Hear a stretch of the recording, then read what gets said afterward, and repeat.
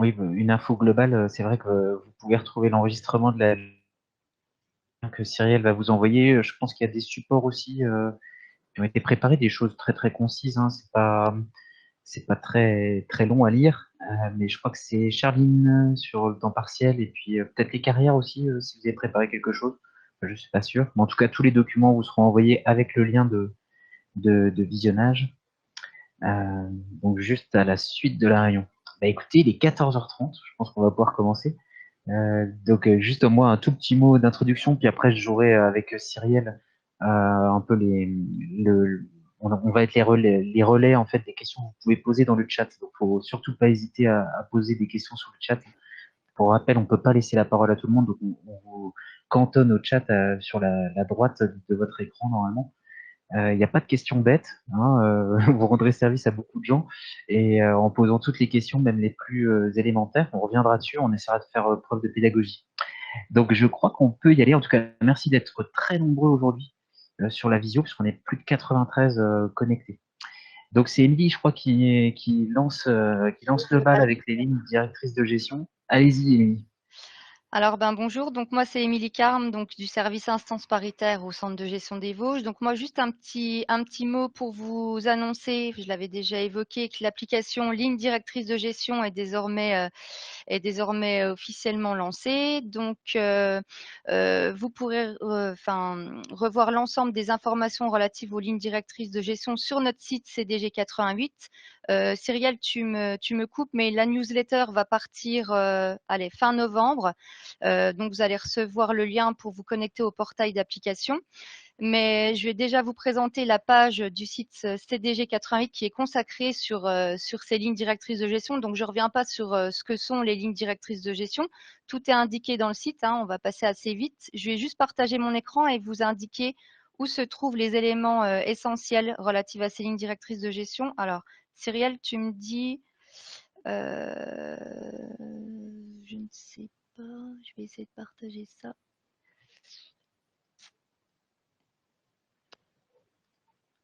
Tu me Pour dis quand l'instant, c'est ça bon, c'est Cyrielle? Oui, pas attends. encore affiché.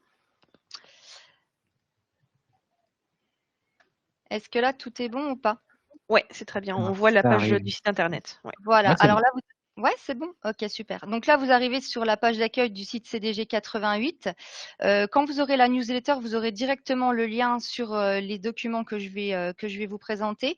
Mais sinon, il faut aller dans l'onglet carrière et instance paritaire. Donc là, vous avez un petit résumé, un petit sommaire sur le côté avec ligne directrice de gestion. Donc la nouvelle page a été mise à jour donc sur ce que sont les lignes directrices de gestion, une petite présentation de l'application. Et donc du coup, vous pourrez retrouver sur cette page l'ensemble des documents, à savoir un tuto vidéo qui a été réalisé par Frédéric Cher pour présenter l'application informatique, mais vous avez aussi accès à une notice d'utilisation de cette application. Donc n'ayez pas peur, ne prenez pas peur, elle fait 97 pages, mais elle est surtout réalisée si au moment donné dans votre saisie au niveau de l'application, vous êtes bloqué à un moment donné sur un passage, reportez-vous à cette notice qui est assez complète. Et surtout, n'hésitez pas à nous téléphoner si jamais vous êtes bloqué au niveau de l'application. Sinon, ce qu'on peut dire, c'est qu'on est en train de se déplacer dans tout le département des Vosges. Voilà, on est déjà à la 3e réunion, c'est ça, Frédéric? Je ne sais plus. 3e réunion. Donc, ce matin, j'étais à Châtenois. On est allé également à Sainte-Marguerite et Rambervillers.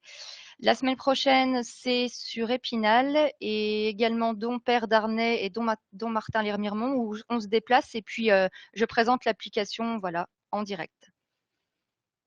Voilà, voilà.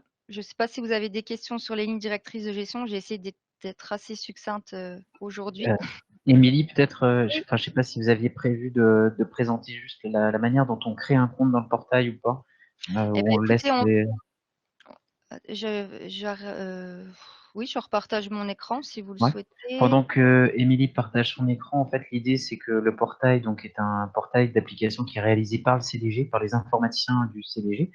Et donc, pour organiser correctement les comptes de chaque gestionnaire dans les collectivités, alors surtout les moyennes et les grandes, hein, les petites collectivités, la secrétaire de mairie fait tout, vous savez bien, donc c'est elle qui va être administrateur, qui va avoir un compte, etc. Mais dans les grandes collectivités et les moyennes, vous pourrez créer un compte pour chaque gestionnaire. donc pour donner l'accès, voilà. Donc il y a un petit système pour demander un accès à la collectivité. Donc quand vous êtes gestionnaire, vous aurez un tout petit formulaire avec votre nom, votre prénom, votre mail à indiquer. Et comme ça, la collectivité, donc la personne qui gère l'adresse mail qui est présente dans Agir, l'administrateur de la collectivité, va pouvoir vous autoriser ou pas à créer un compte pour ce portail. J'ai bien résumé, Émilie? Voilà, c'est ça. Il faut rappeler aussi que le portail d'application, il est déjà utilisé pour l'outil livret d'accueil sécurité. Donc, si vous avez déjà créé un compte pour cette application, ce Ouais. n'est pas la peine d'en recréer un nouveau. Le seul et même compte est valable pour l'ensemble des applications présentées dans le portail. Alors, vous pouvez accéder au portail avec l'onglet outils collectivité. Vous voyez là, juste portail d'application. Ou alors sur la page du CDG, enfin sur la page des lignes directrices de gestion que je viens de vous présenter, cliquez ici pour accéder au portail. Et voilà. Donc là, on arrive vraiment sur l'interface où il faut soit se connecter, soit créer un compte. Mais vous pourrez retrouver l'ensemble des éléments pour la création du compte sur ma notice qui, je le rappelle, est très complète avec impression d'écran par impression d'écran. Et si jamais vous êtes bloqué au niveau de, enfin, à un moment donné dans l'application ou même la création du compte, n'hésitez pas à nous appeler.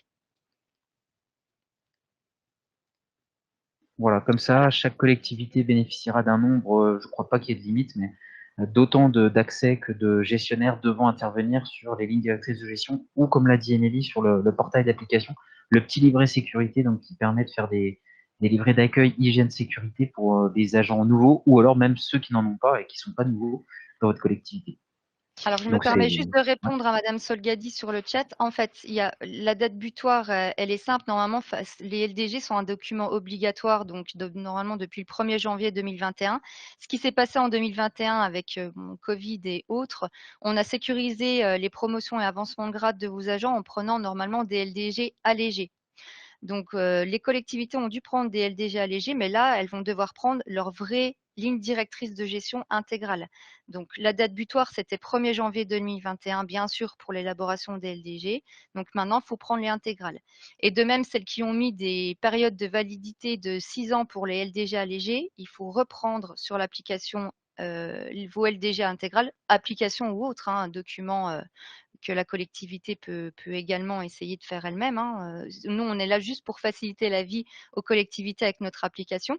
Mais en tout cas, il faut prendre des lignes directrices de gestion intégrales et passage de nouveau devant le comité technique, hein. Voilà.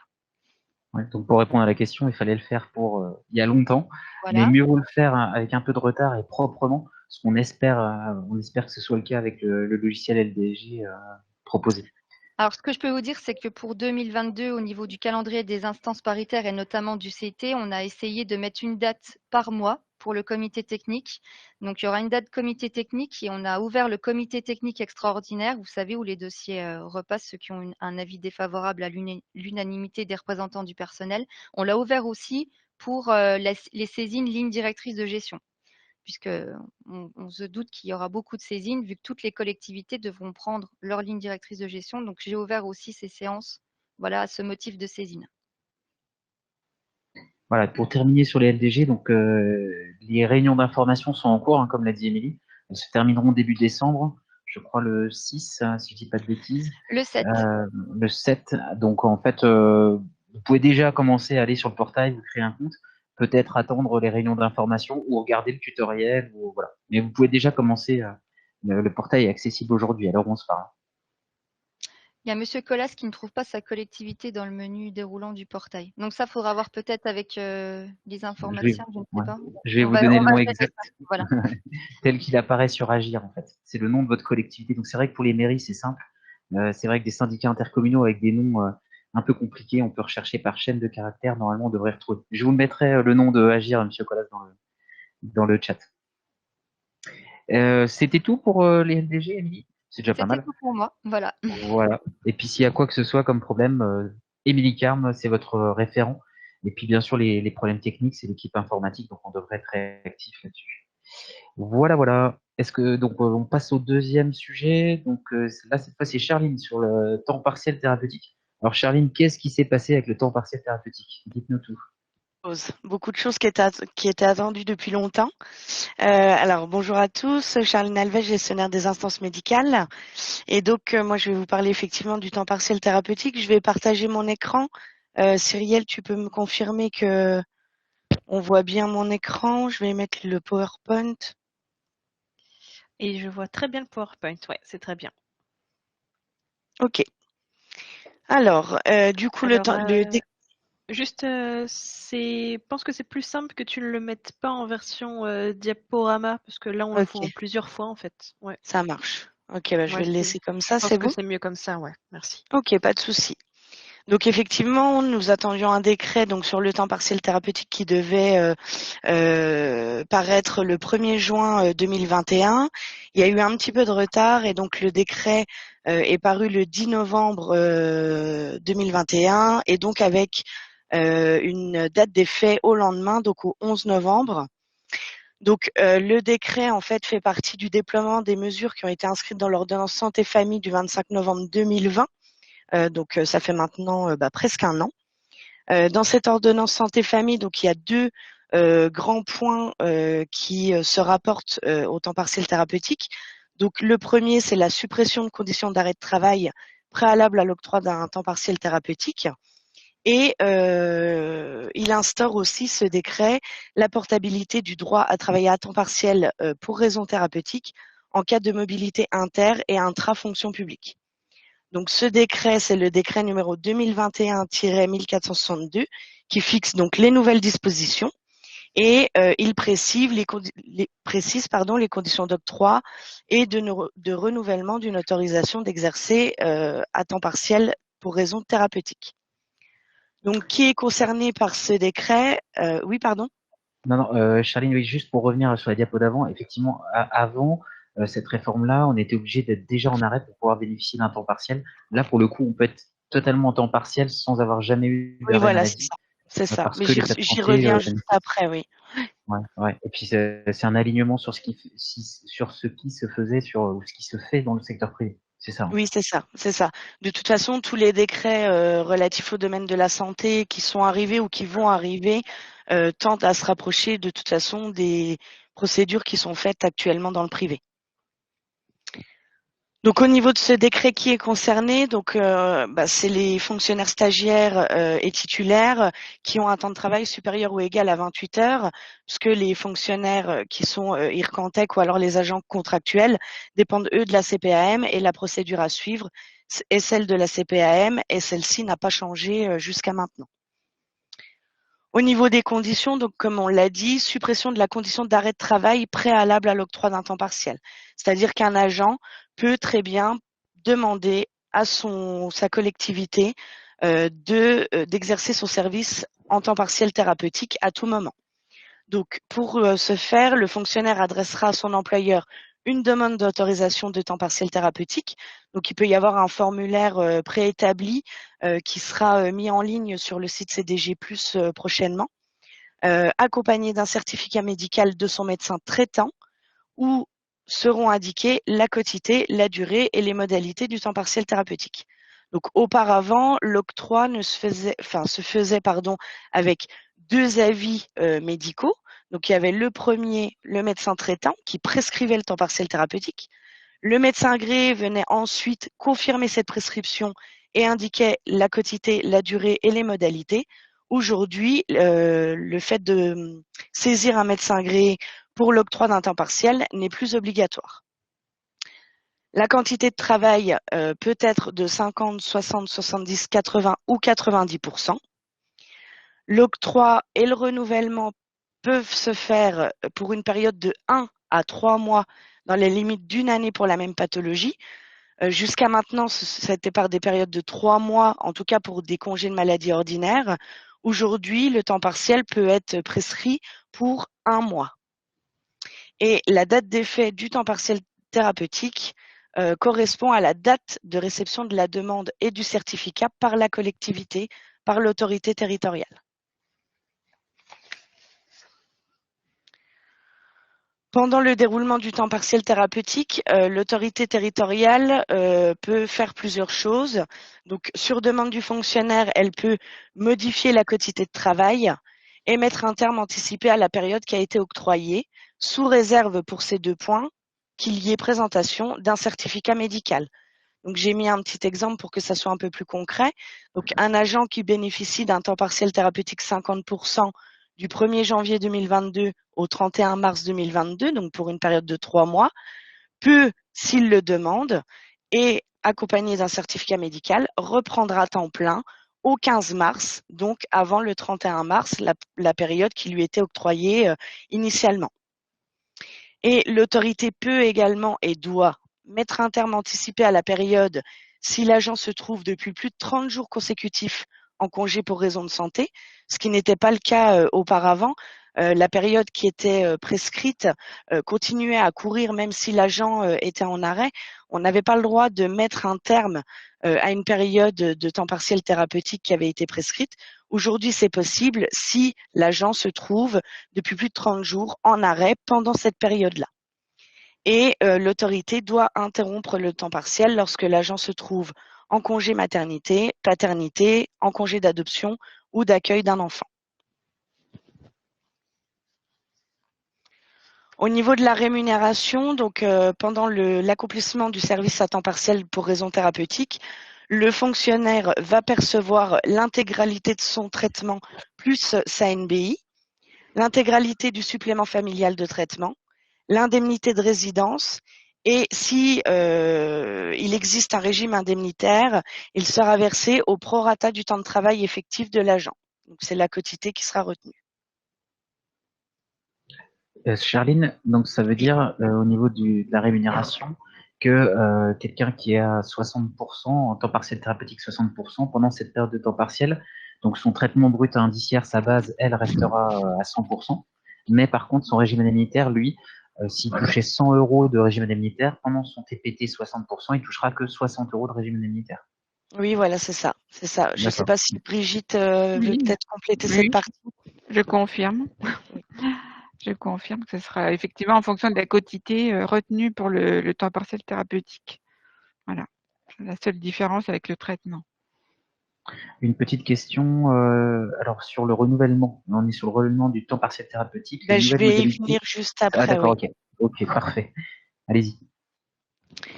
Alors ensuite, au niveau des heures supplémentaires, donc bien évidemment, comme c'était le cas déjà auparavant, l'agent ne peut effectuer des heures supplémentaires, ce qui paraît logique puisque son état de santé ne lui permet pas d'effectuer son travail à temps plein. C'est pour cette raison qu'il est en temps partiel pour raison thérapeutique et donc il y a une interdiction d'effectuer des heures supplémentaires. Et l'autorisation d'un temps partiel thérapeutique met fin à tout régime de temps partiel sur autorisation pendant la période qui est octroyée. Ouais. Charline, donc ça veut dire que quelqu'un qui est à mi-temps, pour des raisons X ou Y, de droit ou discrétionnaire, là pour le coup, s'il demande un temps partiel thérapeutique, et lui il est, je sais pas, à 70%, effectivement, ça met fin de facto à son temps partiel à 50% pour le replacer sur un temps partiel thérapeutique à 70%. C'est ça, exactement. Ouais. Au niveau des congés, donc les droits à congés annuels et les jours accordés au titre de la réduction du temps de travail sont assimilables à ceux d'un fonctionnaire qui effectue un service à temps partiel sur autorisation. Ça, c'était déjà le cas également au niveau du décret qui était applicable auparavant. Et donc, j'ai noté un cas particulier pour les fonctionnaires qui occupent un ou plusieurs emplois à temps non complet. Donc, les congés sont calculés au prorata de la quotité de temps de travail définie dans l'autorisation pour chaque emploi. Donc, pour un agent qui est sur 3 collectivités, il faudra regarder le temps de travail qui est effectué dans chaque collectivité pour le calcul des congés. Il est possible que la même quotité de travail ne soit pas effectuée dans les 3 collectivités. Au niveau de la formation, et donc ça c'est une nouveauté aussi au niveau du décret, le fonctionnaire aura le droit de suivre une formation professionnelle à temps complet pendant la période de temps partiel thérapeutique. Et donc, pour pouvoir suivre une formation à temps complet, il y a 2 conditions donc à remplir. Le fonctionnaire doit effectuer une demande auprès de son autorité territoriale et elle doit fournir un certificat médical. Alors, je souligne le fait que dans le décret, nous n'avons pas d'indication précise sur le médecin qui délivre le certificat médical. Donc, c'est pas forcément le médecin traitant de l'agent qui le délivre, ça peut très bien être le médecin de prévention également, ou alors un médecin agréé si la collectivité souhaite saisir un médecin agréé. Mais quoi qu'il en soit, il faut un certificat médical qui atteste que le fonctionnaire peut suivre pendant, par exemple, une durée de 3 jours, une formation à temps complet. Et pendant la durée de la formation, donc il y a une suspension de l'autorisation du temps partiel thérapeutique selon la durée de la formation. Et pendant cette période-là, l'intéressé est rétabli dans les droits des fonctionnaires exerçant leurs fonctions à temps plein. Un petit exemple, Charline, quelqu'un qui a temps partiel thérapeutique à 50%, qui veut s'inscrire et qui s'inscrit à une formation du CNFPT pendant 3 jours. Donc lui, Oui. il va être rétabli dans son temps complet pour ces 3 jours. Donc C'est ça. 100% du traitement de brut et 100% du régime indemnitaire, pour le coup. Oui. D'accord. Et une fois la formation terminée, il va retomber à 50%, donc du temps partiel thérapeutique 50%, donc 100% de sa base, c'est-à-dire traitement brut indiciaire, et 50% de son régime indemnitaire. C'est bien ça. Exactement. Voilà. Oui. Il y a une question, mais là, je laisserai les collègues répondre dans le chat sur une bonne question de la CCHV. Là, je laisserai mes collègues répondre par écrit dans le chat. Voilà, donc c'est vraiment pour forcer ou inciter les gens à suivre des formations quand ils sont en temps partiel thérapeutique. Il n'y a plus d'obstacle, en fait, à faire des formations pendant le temps partiel thérapeutique. Voilà, c'est ça. La question, je peux peut-être répondre pour le temps partiel thérapeutique 80% là. La question de la CCHV. La question posée, c'était de savoir si pendant le temps partiel thérapeutique, on versait selon la même quotité que la rémunération des temps partiels classiques. Quelqu'un qui a 80%, il est payé sur 6/7.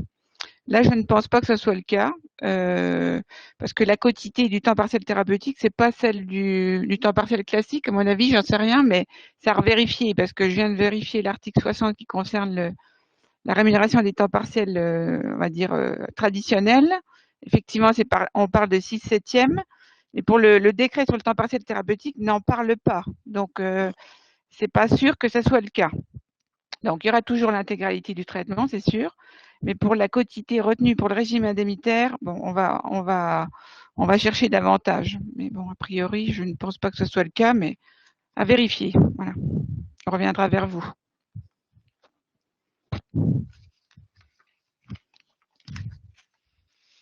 Allez-y, Charline. Ensuite, donc, je vous montre un petit schéma donc sur la procédure d'octroi et du renouvellement du temps partiel thérapeutique dans la limite des 3 premiers mois. Donc, si l'agent a une prescription pour 1 mois, la procédure est la même jusqu'à ce qu'il arrive aux 3 premiers mois de sa période. Et là, à partir du 3e mois où il renouvelle son temps partiel thérapeutique, la procédure va changer. Donc, je vais vous l'expliquer. Donc, pour l'octroi ou le renouvellement dans la limite des 3 premiers mois, la première chose à faire, le fonctionnaire envoie à la collectivité le certificat médical de son médecin traitant ainsi que sa demande d'autorisation à exercer à temps partiel. La collectivité réceptionne la demande et ensuite elle met en place le temps partiel thérapeutique. Pour ce faire, l'autorité territoriale peut solliciter le médecin de prévention pour l'aider à organiser le temps partiel thérapeutique. Ce n'est pas une obligation, mais elle peut quand même le solliciter pour avoir de l'aide. Et elle peut, pendant cette période, faire procéder à tout moment à un examen du fonctionnaire par un médecin agréé. Ensuite, pour le renouvellement, donc à l'issue des 3 premiers mois de temps partiel thérapeutique, donc le fonctionnaire envoie son certificat médical du médecin traitant ainsi que sa demande de renouvellement à la collectivité. La collectivité réceptionne la demande. Elle saisit ensuite un médecin agréé. Si les avis sont concordants entre le médecin agréé et le médecin traitant, à ce moment-là, il y a une mise en place du renouvellement du temps partiel qui peut se faire. En revanche, si les avis sont discordants entre le médecin traitant et le médecin agréé, comme c'était le cas précédemment, il y a une saisine du comité médical qui s'appellera bientôt le conseil médical, mais on est en attente du décret qui sera applicable au 1er février 2022. Mais dès qu'il y a avis discordant, que ce soit sur la quotité, la durée ou les modalités, il doit y avoir une saisine du comité médical. Et dans l'attente de la saisine et de l'avis rendu du comité, le fonctionnaire travaille à temps plein.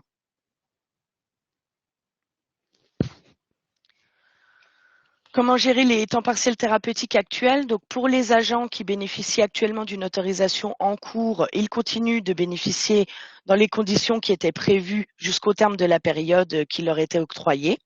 En revanche, pour le renouvellement, cela s'effectuera sur les nouvelles modalités, donc ce que je vous ai présenté juste avant.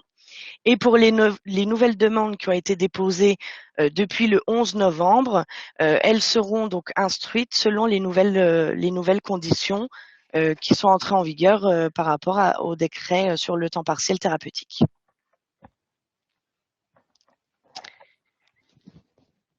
Je ne sais pas si vous avez des questions. J'ai fini pour moi pour la présentation. Ouais, effectivement, il y a eu pas mal de questions qui ont été posées dans le chat. Donc, je vais essayer de les reprendre dans l'ordre. Alors, tout d'abord, pour les renouvellements donc des temps partiels thérapeutiques en cours, est-ce que les nouvelles modalités s'appliquent? C'est-à-dire l'avis des 2 médecins traitants plus médecin agréé? Alors, si le fonctionnaire a déjà épuisé 3 mois de temps partiel thérapeutique, la procédure reste le médecin traitant et le médecin agréé. Si il est en dessous des 3 mois, à ce moment-là, c'est les nouvelles modalités, oui, effectivement. Ok, très bien, merci. Autre question, si donc temps partiel thérapeutique à 80%, est-ce On a que J'ai répondu, répondu Cyril. tout à l'heure, cette mais question est on répondue, reviendra vers la toutes mes CCHD excuses. pour Voilà, confirmation. très Ouais. bien. Est-ce qu'on le redit pour être certain ou c'est tout bon, on passe à... Oui, non, Alors, je pense d'accord, que c'est... très bien. Frédéric, sur la troisième question, ouais, les renouvellements de temps partiel thérapeutique en cours, la durée maximale du temps partiel thérapeutique est de 1 an. Donc effectivement, le temps partiel thérapeutique, Charline, c'est 1 an pour quelles que soient les pathologies ou alors c'est pour une seule pathologie? C'est C'est pathologie. pour une seule pathologie. Voilà. Parce qu'en fait, dans la suite de la question, là, on nous dit que l'agent ne peut reprendre son poste à temps plein suite à un cas de Covid-19 positif. Donc, il arrive en fin de droit de temps partiel thérapeutique, si je comprends bien. Et en fait, il peut toujours pas reprendre parce qu'il a eu le Covid, on va dire, quasiment à la fin de son temps partiel thérapeutique. Quelle possibilité s'offre à lui? Est-ce Eh qu'il peut ben, reprendre un temps partiel thérapeutique parce que c'est a priori une nouvelle pathologie, si le c'est une Covid? nouvelle pathologie, Voilà. oui, il peut très bien poursuivre un temps partiel thérapeutique dans la mesure où l'agent a déclaré une nouvelle affection. Voilà. Donc ça, c'est vraiment 1 an de temps partiel thérapeutique par affection. Donc si Oui, on voilà. cumule au fur et à mesure plusieurs pathologies, on a des droits qui se, qui se cumulent en fait, C'est qui ça. se sont renouvelés. Et je Voilà. crois qu'on, je sais pas si on l'a dit, il faut pour une même pathologie, donc on a 1 an. Par contre, on peut recharger, il faut 1 an d'activité normale pour recharger un Oui, droit ou voilà, autant. c'est ça. Il faut Voilà. travailler pendant 1 an à plein traitement et à temps complet pour pouvoir recharger des droits, effectivement. Je voulais juste faire une remarque sur la notion d'affection parce que on parle d'affection pour 2 choses quand on est en maladie. Il y a pour le congé longue durée et le temps partiel thérapeutique. Les 2 notions sont un peu différentes. Pour le congé longue durée, on va parler de la pathologie, par exemple cancer. On va prendre en compte tous les cancers. Pour le temps partiel thérapeutique, donc c'est-à-dire, je vais donner un exemple, un agent qui a 5 ans pour un cancer du poumon ne pourra pas bénéficier d'un nouveau congé longue durée de 5 ans pour un cancer du foie. Voilà. En revanche, pour le temps partiel thérapeutique, c'est différent.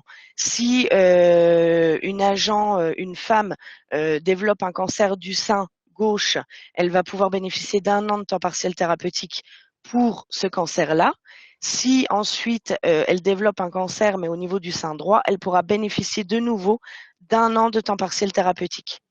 C'est-à-dire qu'on fait la différence vraiment entre les affections, contrairement au congé longue durée où on englobe tout dans la même pathologie. Alors juste pour, il y a une question, existe-t-il des raisons médicales particulières pour accorder un temps partiel thérapeutique? Là, il n'y a pas de liste comme le congé de longue durée, hein, Non. des pathologies qui ouvrent un droit. C'est en fait un médecin, donc a priori le médecin traitant, qui conseille à son agent de ne pas reprendre à 100% parce que, je sais pas, son état de santé ne lui permet pas d'exercer à 100%. Donc c'est vraiment un aménagement du poste de travail, c'est-à-dire un aménagement de la durée de travail hebdomadaire, mais il n'y a pas de raison ou de liste particulière. C'est vraiment le médecin qui dit, bon, bah, je connais l'état de santé de mon patient, et donc il lui faut prendre une activité un peu plus légère et donc inférieur à 100% de son temps de travail. C'est ça, C'est hein, ça. Charline? Oui, c'est ça. Alors, oui, il y a une question de Madame Boulanoir sur, Oui, on a délibéré parce qu'effectivement, ouais. avant cette Alors, réglementation, il faut il y savoir avait une que grande cette question sur question le régime indemnitaire, hein, c'est ça? Et là, Cette maintenant, question de c'est clarifié. versement du régime indemnitaire pour le temps partiel thérapeutique, ça a toujours été discuté, hein. Donc, il y a eu de la jurisprudence, il y a des là, la version qu'on vous a donnée, c'est-à-dire, comment versement du régime indemnitaire selon la quotité exercée par l'agent, c'est le fruit d'une circulaire. Bon, voilà. Donc, si la collectivité a délibéré autrement, c'est-à-dire, j'imagine que c'est versement en totalité du régime indemnitaire pendant le temps partiel thérapeutique, charge à la collectivité de voir si elle souhaite le maintenir. Bon, voilà, tant qu'il n'y a pas de contestation de la trésorerie ou pas, voilà, des services de la préfecture par rapport à ça. Voilà, donc c'est discuté. Il y a plusieurs interprétations par rapport à ce versement de régime indemnitaire. Bon, voilà, c'est pas une obligation, à mon avis, de redélibérer, mais voilà.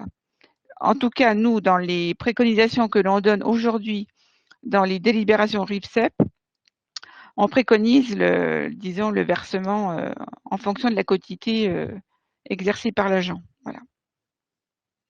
Donc, mieux vaut redélibérer, là, pour le cas de Madame Boulanoir, pour Bah, mettre après, la c'est sûr que délibération ça sera plus conforme défavorable, j'imagine, au pour les agents.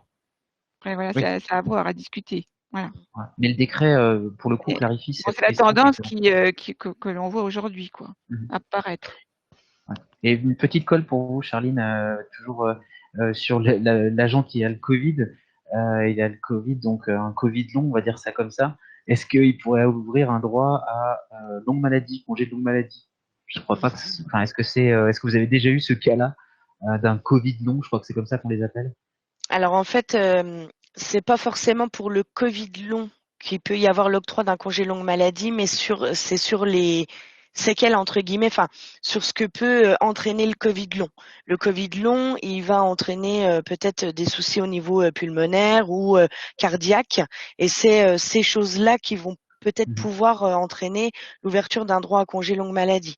Mais en tout cas, le Covid n'est pas encore apparu dans les textes, mis à part pour les maladies professionnelles, où il y a un Ouais. tableau qui aujourd'hui existe, donc c'est le MP 100.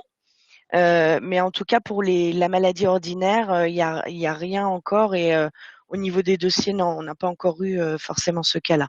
Mhm.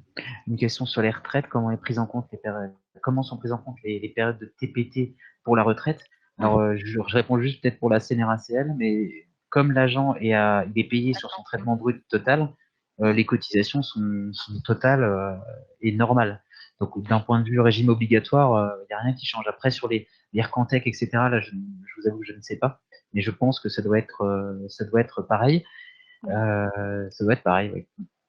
Alors, pour rebondir par rapport à ce que vous dites, Frédéric, je rajouterais pour les stagiaires dont tu as parlé, Charline, dans les bénéficiaires du temps partiel thérapeutique, la période de service qui sera effectuée à temps partiel thérapeutique pour les stagiaires, elle est comptée en intégralité. Donc, le stagiaire n'aura pas à faire une période supplémentaire, même s'il était à temps partiel thérapeutique à 50% pendant son stage. Voilà. Donc, c'est pris en compte de façon complète pour les services retenus pour le classement et les avancements potentiels. Voilà. Alors, j'ai plus d'autres questions sur le TPT, temps partiel thérapeutique, mais n'hésitez pas sur le chat à nous dire, nous confirmer que vous avez bien eu les réponses aux questions que vous avez posées. Il est possible qu'on ait manqué peut-être un morceau de votre question. Voilà, n'hésitez pas à réagir. Est-ce que c'est bon, Charline, ou vous avez encore d'autres éléments sur le Euh, temps n- partiel thérapeutique? Bah, pas d'autres éléments, juste ajouter que bah, il y a une fiche explicative de toute façon sur la procédure et le renouvellement qui est en cours d'élaboration au niveau du centre de gestion. Donc ça, voilà, on va l'envoyer assez prochainement, soit par newsletter ou Mhm. alors ça sera disponible sur CDG+ également. Voilà. D'accord. Bon, très bien. Pour compléter tes Euh, propos, je précise aussi que les actes qui concernent le temps partiel thérapeutique, donc tous les arrêtés qui sont disponibles sur Agir, ont été remis à jour par mes collègues des carrières. Voilà, donc mhm. aussi bien pour les titulaires que les agents contractuels. Normalement, on a Voilà. tenu compte des nouvelles modalités du décret. Voilà. Ouais, ce qui est important de dire, vous voyez qu'il il y a pas mal d'arrêtés à faire, en particulier si Mhm. l'agent part en formation, qu'on le remet à 100%, le temps de la formation, qu'on le remet à temps partiel thérapeutique, etc. Il peut y avoir beaucoup d'arrêtés à faire.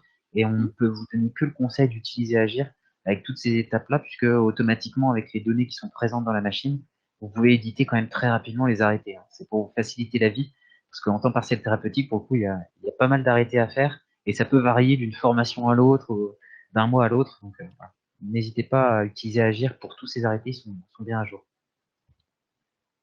Est-ce qu'on en a fini avec le temps partiel thérapeutique? Alors, je crois, les carrières, vous vouliez parler, je crois, Voilà, c'est les enfin, petits éléments voilà. que j'ai donnés tout de suite.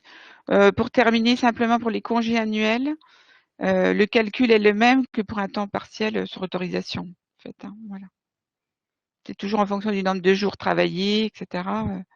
Mais il y a un calcul à faire par période, en fait, hein. Si l'agent a été précédemment à temps partiel sur autorisation, si demain il passe à temps partiel thérapeutique, voilà, il faut faire des calculs un petit peu différents de façon chronologique, quoi. Mais il y a un calcul qui se fait à peu près de la même façon.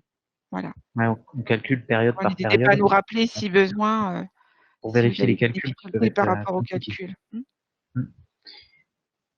Ok. Écoutez, sujet suivant, n'hésitez pas, hein, s'il y a d'autres questions sur le temps partiel qui vous arrivent d'ici la fin de la visio, mettez-les dans le chat, on essaiera de refaire un tour dessus. Je pense que Charline, les carrières sont là jusqu'à la fin de la visio, donc on peut prendre les questions des retardataires. Et au besoin, envoyer un mail aussi Ouais. si toutefois les questions viennent après la visio. Ouais. On passe au sujet suivant qui est la prime inflation, pas Macron, mais la prime inflation. Donc ça, c'est plutôt, c'est Alexia, hein, je crois, Alexia Catherine. Donc sur ces fameux 100 €, je crois, c'est ça, octroyés selon certaines conditions qu'on va voir ensemble. Allez-y, Alexia. Merci Frédéric. Donc c'est l'indemnité d'inflation. Donc elle a été proposée par le gouvernement à l'article 12 de son projet de loi de finances rectificative 2021 pour faire face aux conséquences de l'inflation sur le pouvoir d'achat des Français. Elle a été supprimée par le Sénat le 17 novembre 2021. Donc on est toujours en attente d'un vote définitif par l'Assemblée et on est aussi dans l'attente des décrets d'application qui ne sont toujours pas parus. Donc pour l'instant, on ne doit rien mettre en place. On attend. Alors, donc, les agents concernés dans la fonction publique territoriale, donc il faut être au moins âgé de 16 ans, donc avoir 16 ans et plus, être fonctionnaire, donc tous les titulaires et les stagiaires sont concernés. Les agents publics contractuels de droit public sont concernés. Les agents en mission temporaire, que le contrat soit long ou de courte durée, même s'il a plusieurs employeurs. Les apprentis sont concernés aussi, les bénéficiaires d'un contrat de professionnalisation et les stagiaires écoles qui sont rémunérés. En ce qui concerne les contrats de droit privé, notamment les contrats aidés, pour l'instant, nous n'avons pas de réponse. On ne sait pas, on n'a pas trouvé dans les textes quelque chose qui nous parlait des contrats aidés. Donc, on ne sait pas. Donc, l'indemnité, on l'aperçoit quelle que soit la durée du contrat, qu'on soit à temps complet, à temps non complet ou à temps partiel, cette indemnité n'est pas proratisée au temps de travail. Donc, elle est à hauteur de 100 € et les retraités pourront aussi en bénéficier.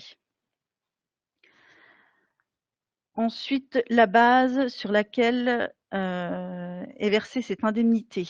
Donc, toutes les personnes concernées percevant au moins 2 000 € net. Alors, on ne sait pas si c'est du net ou du net imposable. Parce que là, il y a une petite différence entre les deux nets, donc on ne sait pas. Donc, c'est 2 000 € net mensuels. Pour les salariés en mission temporaire, le cumul de leurs revenus ne doit pas excéder 2 000 € net imposables mensuels. Donc là, il y a une petite différence. Le calcul se fait sur la moyenne des revenus de janvier 2021 à octobre 2021. Les primes sont incluses dans ce calcul. Par contre, on ne sait pas si on doit prendre le SFT, les heures complémentaires, les heures supplémentaires et tous les autres compléments de revenus. Ça, on ne sait pas si on doit les inclure dans ce net. Donc c'est une prime qui est individualisée, donc c'est-à-dire que chaque personne éligible d'un même foyer percevra cette prime, cette indemnité, pardon. Elle sera versée une seule fois et pour la fonction publique territoriale, elle sera versée sur le mois de janvier 2022, avec le salaire de janvier 2022. Alors, en ce qui concerne les agents absents, donc les agents absents, que ce soit en maladie ordinaire, en congé de longue durée ou en congé de longue maladie, percevront cette indemnité. Ou même en congé de maternité aussi, les personnes sont éligibles. Les agents en congé parental d'éducation à temps complet recevront leur indemnité directement par la caisse d'allocation familiale. Donc ce ne sera pas pris en charge par la collectivité, pardon. En ce qui concerne les agents en disponibilité, là, on n'a pas d'informations. Petit bémol.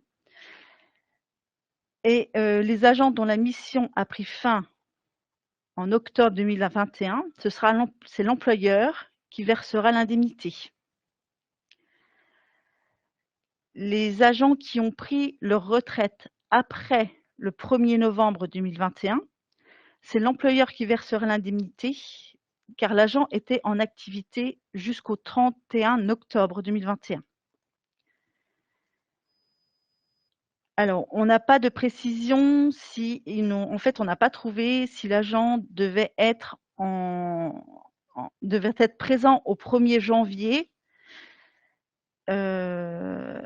pour calculer son indemnité, mais il faut que la moyenne du salaire soit inférieure à 2 000 € net, dans tous les cas. Alors, cette indemnité donc, est versée si l'agent a plusieurs employeurs, pardon. Donc, contrat court de moins d'1 mois et contrat durée est inférieur à 20 heures, le versement ne sera pas automatique. Il faudra qu'il se rapproche de son employeur, enfin d'un de ses employeurs. Alors, s'il a plusieurs employeurs, on part du principe que c'est l'employeur principal qui va verser l'indemnité. Donc, l'employeur principal, c'est l'employeur qui a la relation de travail qui est toujours en cours avec l'agent, ou alors l'employeur avec lequel l'agent a effectué le plus d'heures. Donc, l'agent ne percevra pas 2 fois la prime, 2 fois l'indemnité. Elle sera versée une seule fois pour les deux employeurs. Donc, cette indemnité elle est exonérée totalement de cotisations et de contributions sociales. Donc, il n'y a pas de charge employeur ou salariale sur cette prime. Elle n'est ni soumise à l'impôt sur le revenu. Donc, c'est une prime nette. En ce qui concerne les déclarations, donc elle sera déclarée dans la DSN du mois de janvier. Donc, elle sera déduite directement des cotisations sociales dues au titre du mois de janvier. Donc, elle viendra en déduction de l'URSSAF.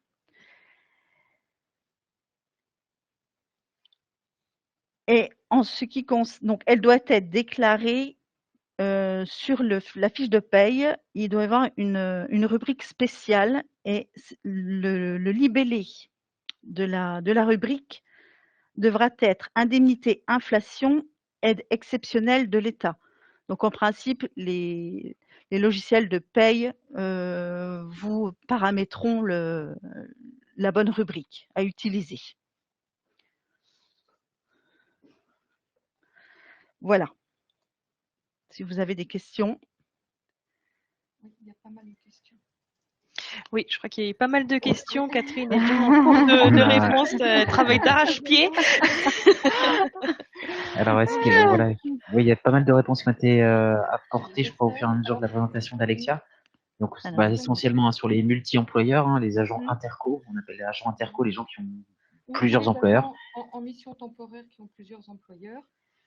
Donc, c'est Bon. le cumul Ah, des on salaires. vous entend pas, Catherine. Ouais, On ouais. m'entend là. Ah, moi, pardon. Non, il faut mettre votre micro. En tout Voilà. cas, quand il y a Voilà. plusieurs employeurs, il y en a un seul qui verse le. Oui, On a un et il seul faut qui faire le verse, cumul des rémunérations pour voir si l'agent n'atteint pas 2000 € net. Voilà. Donc il faut D'accord? appeler, il faut se mettre en réseau avec les employeurs de ces Oui, personnes-là. Et c'est la voilà. collectivité principale qui la verse, hein, c'est ça. Alors, donc pour les intercos, c'est un peu plus facile parce qu'en effet, c'est la collectivité principale. Pour les missions temporaires, c'est soit la collectivité où l'agent fait le plus d'heures, soit si l'agent n'est plus dans cette collectivité-là, une des collectivités dans laquelle il est encore en cours de mission, si vous voulez. Ensuite, à charge à cet agent-là de se rapprocher de ses autres employeurs pour informer qu'il a perçu l'indemnité d'un de ses employeurs. Pour l'instant, voilà. Ensuite, on ne parle pas en ce moment des textes, enfin pour l'instant de la répartition entre employeurs. On suppose que le décret d'application en parlera. On suppose également que l'employeur qui a versé l'indemnité demandera aux autres employeurs de l'agent de partager la dépense. Mais bon, pour le moment, je n'ai pas de confirmation au niveau des textes. Le Oui, principe, c'est, si j'ai bien compris, c'est que ces 100 € là, donc l'employeur, enfin l'un des employeurs ou l'employeur le verse à oui, l'agent, et il y a une réduction en fait du même montant sur les appels de cotisation URSSAF, hein, c'est ça? Oui, c'est tout à fait ça, oui. Oui, oui. Voilà. Via la DSN. Via la DSN, ouais. Mm. Une question, est-ce que c'est valable pour les personnes vacataires? Ça donne l'occasion de rappeler ce qu'est un vacataire. C'est pas un contractuel, hein, c'est quelqu'un qui est payé à la prestation, on va dire ça comme ça, à l'heure ou à la tâche. Donc il n'y a pas de cadre réglementaire particulier. Est-ce que ces vacataires-là, ils sont quand même concernés parce qu'ils ont touché des euros, donc ils ont une rémunération quelque part. Je sais pas si on peut Oui, mais c'est des vacations aussi. Voilà, donc là, je pas sais sûr. pas si on a des éléments de réponse sur les Je vacataires. Ah, pas partie des rémunérations. Hein. Oui, je pour le pense moment, qu'effectivement, c'est pas étant le donné moment, qu'on parle de salariés et ouais. de salariés ou d'apprentis, enfin, voilà, c'est assez fermé enfin fermé. C'est ouvert à tout le monde presque, mais c'est assez fermé dans l'analyse. Donc je pense qu'effectivement, les vacataires n'y auront pas droit dans le sens où ils sont pas salariés en tant que tels, mais Ouais. ils sont liés par une convention avec la collectivité, quoi. Ouais. On avait une question sur les élus non plus sont pas concernés. C'est comme les oui, vacataires. voilà. Donc, voilà. Oui. Voilà. Qu'est-ce qu'on a encore comme question? Oui, s'il y a quelqu'un qui part le 31/12, effectivement, il faudra faire un bulletin de paye au mois de janvier, en fait, même si l'agent est parti, en fait, hein, c'est ça? Oui, oui. Effectivement, oui. Ouais. Ouais. Mm. Donc ça pose pas de problème, je pense, pour les logiciels de paye, hein, ça peut arriver régulièrement. Et attention, on calcule bien aujourd'hui la moyenne des salaires, même si c'est versé en janvier. En tout cas, ce que le texte dit aujourd'hui, c'est qu'on calcule bien la moyenne des salaires de janvier à octobre. Aujourd'hui, on ne parle pas de janvier à décembre, hein, même si on la verse au mois, oui, si on la verse au mois de janvier 2022. Oui, ça peut répondre aussi à une question. Un agent qui part le 30 novembre et il y a un nouvel agent qui le remplace au 1er décembre, est-ce que les deux agents percevront l'indemnité? Pour le coup, il faut quand même regarder pour chacun la période de référence, s'il remplit ses conditions, ou, enfin, Oui, c'est ça? pour le moment, la période de référence semble être du 1er janvier au 31 octobre 2021 à suivre dans les textes. En tout cas, c'est une question qu'on gardera sous le coude pour bien essayer d'avoir une réponse. Ok. Alors, qu'est-ce qu'on a d'autre? Parce qu'il y a beaucoup de questions, ça tombe, ça L'agent à pleut. temps non complet, aurait-il droit Voilà. Il y à avait juste autant d'indemnités? Non, une on avait indemnité. on avait une demande de rappel. Apparemment, il y a une connexion qui a été perdue. Rappeler vraiment quels agents sont concernés par la prime, refaire la liste juste complète rapidement. Alors, tous les salariés, Tous les sauf agents, élus et voilà. vacataires, c'est ça? Oui, et on ne sait pas aujourd'hui si les contrats aidés sont concernés dans la fonction publique territoriale. Hein, attention, on parle bien de la fonction publique territoriale. On n'a pas trouvé cette réponse-là, sinon tous les salariés de la fonction publique territoriale. Les retraités qui ont pris leur retraite à partir du 1er novembre 2022 sont concernés également. Et donc, même s'ils ont quitté la collectivité en fin d'année, eh bien, ils percevront l'indemnité de la part de leur employeur. Alors après, il y a des questions un peu plus ardues. Alors, une question intéressante sur le montant. Est-ce qu'on prend en compte dans le net en question la mutuelle précomptée? Alors, juste pour rappel, quand vous adhérez à la mutuelle, par exemple de votre employeur ou CDG, on vous donne une participation financière. Donc, la participation financière de l'employeur, est-ce que ça compte dedans finalement? Et je pense pas que le montant d'adhésion à la mutuelle soit pris en compte là-dessus, parce que c'est qu'un précompte. C'est comme le net après impôt, ça on le sait pas. C'est variable et c'est facultatif. Mais est-ce qu'on prend en compte dans le net justement la participation des employeurs, par exemple pour la mutuelle santé, pour la prévoyance? Je sais pas si on a des réponses là-dessus. Pour le moment, on n'a pas vu on n'a pas cherché si pointu. On va chercher. Après, étant donné que c'est facultatif encore aujourd'hui, je suis pas sûre qu'il faille le compter. Aujourd'hui, on nous parle que du salaire brut plus les primes. Ouais. Alors Et les on a primes, aussi, évidemment, dans la fonction publique territoriale, on a le SFT, enfin qui n'est pas une prime. Enfin, on a le SFT, on a enfin également des heures complémentaires supplémentaires. Ça, on n'a pas trouvé de textes qui font référence à ça. ouais. On a aussi quelqu'un qui travaille dans le public et dans le privé. Alors qui verse?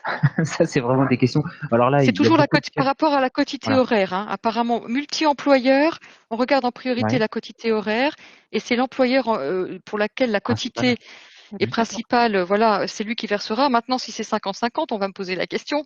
Eh bien, il va falloir qu'il s'arrange sans Là, la se question, taper ça va. dessus. C'est 14 et 22 heures, donc c'est impeccable. Ça sera l'employeur du privé, je crois, pour Madame Barban. Voilà.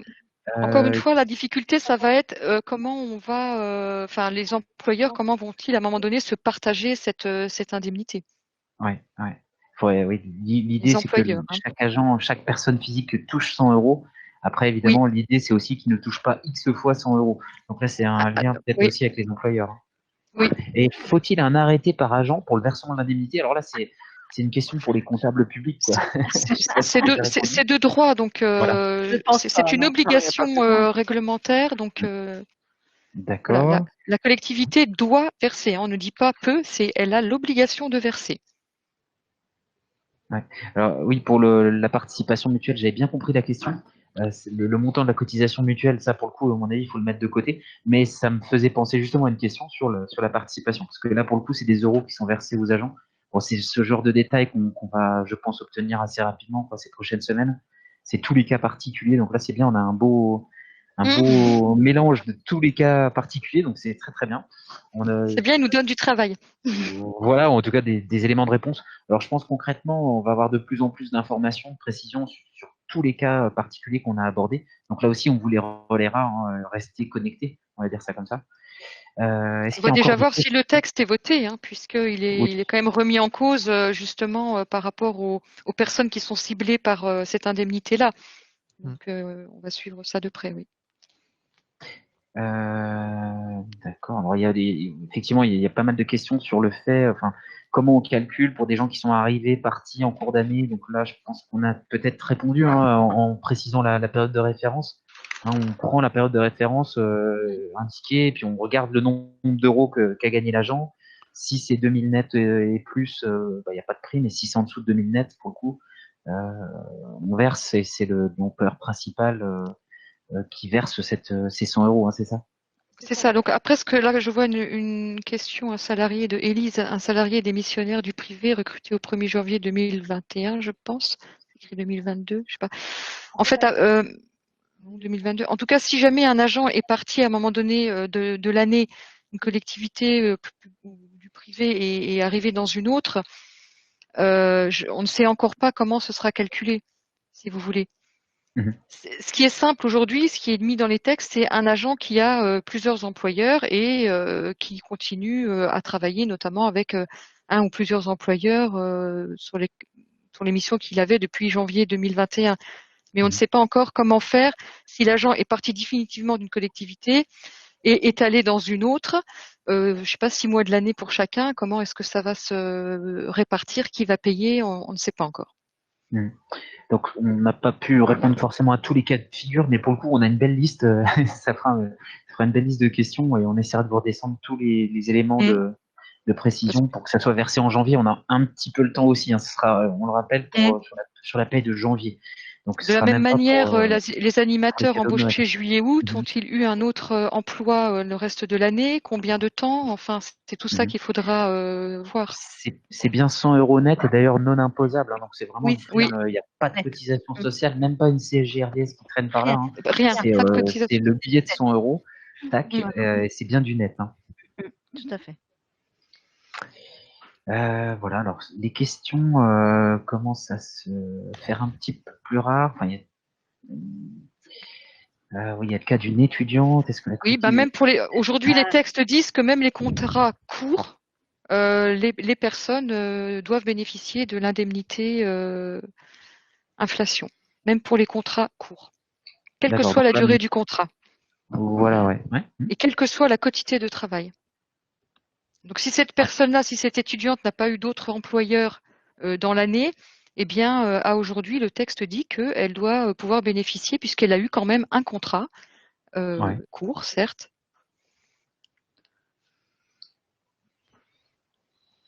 Voilà, ouais, donc Mi-octobre. effectivement, voilà. Mi-octobre, alors ça c'est la question hein, pour Martin, Madame Martin ou Monsieur Martin. Martin. Voilà. Monsieur Et Martin, alors, comment faire un salaire en janvier 22 pour un agent parti fin novembre, puisque c'est déductible des cotisations URSSAF? Alors je voulais la question parce que je ne saurais pas y répondre.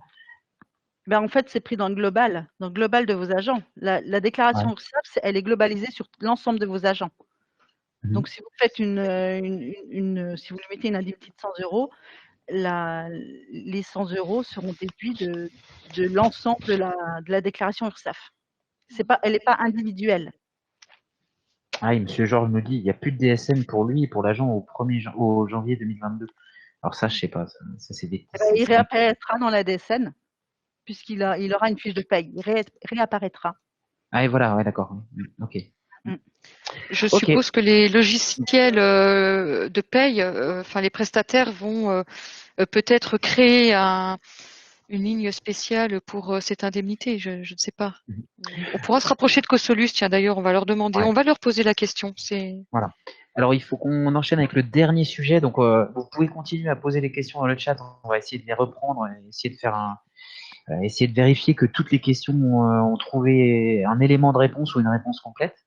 On a Venezio donc qui va nous parler un sujet pas du tout d'actualité, mais l'actualité Covid. Je crois que c'est ça, hein, Venezio. C'est ça, oui. Oui. Ah, alors qu'est-ce qu'il y a de neuf là-dessous? Alors juste pour faire un point, alors ça va être très très rapide, c'est concernant donc la loi du 10 novembre qui porte diverses dispositions de vigilance sanitaire, donc qui prévoit un régime de sortie de l'état d'urgence sanitaire. Donc ce régime qui est mis en place depuis le mois d'août là, a été prolongé là jusqu'au 31 juillet 2022. C'est ce régime qui permet de prendre qui permet au Premier ministre d'imposer des restrictions aux libertés individuelles qu'on connaît tous maintenant, dont le recours au pass sanitaire, par exemple.